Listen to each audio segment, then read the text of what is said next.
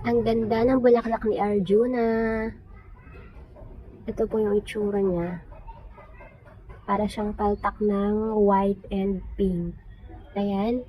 Hello po. Ngayon ay magpapasingaw po tayo ng mga ICU natin na meron na po mga ugat. Ayan. Meron na po sila mga ugat. At bago po natin ito iripat ay kailangan po natin silang pasingawan. Ayan, yung kanilang ugat. Diba po, ang ganda na kanilang mga ugat. Itong mga variety po or yung ID ng tinanim ko ay 21J din, pero variegated. Ayan po, yung kanyang dahon. May white at green. Ganyan po kapag variegated.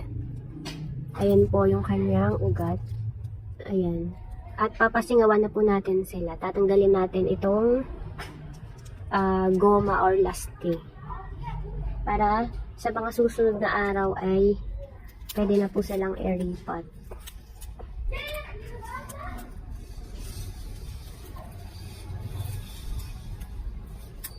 Ay, naputol na. So, ayan. Papasingawan po natin. Ganyan.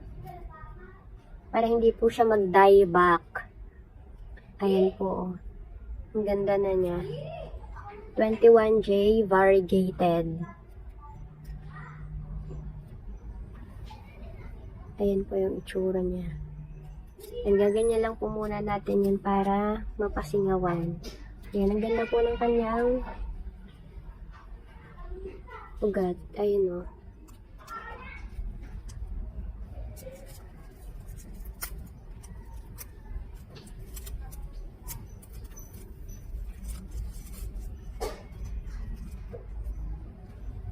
Variegated din po ito. So, ayan, tubo na din po to. Ayan. Kapag hindi po kasi napasingawan ito at inilipat ka agad, ay baka po mamatay ulit. Ayan. Paunti-unti po tayong nag-ICU para dumami sila. Dati po hindi ako mahilig sa halaman. Dito lang, sign na tumatanda ka na, mahilig na sa halaman. Ayan, ang ganda din po ng tubo na to, oh. Ayan, ang ganda ng kanilang dahon. Ganyan po pag variegated. At ang ganda din ng kanyang ugat. So, ayan, mga 3 days po na nakaganyan. Kasi ini-introduce po natin sa kanila yung outside world. Dahil nasanay po sila dun sa loob ng plastic. So, madami pa po tayong naka-ICU dito. Pero hindi po pa yan pwede dahil wala pang ugat yung iba.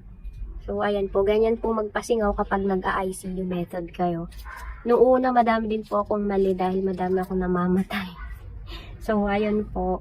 Ganyan. Next time po, i-repat na po natin sila.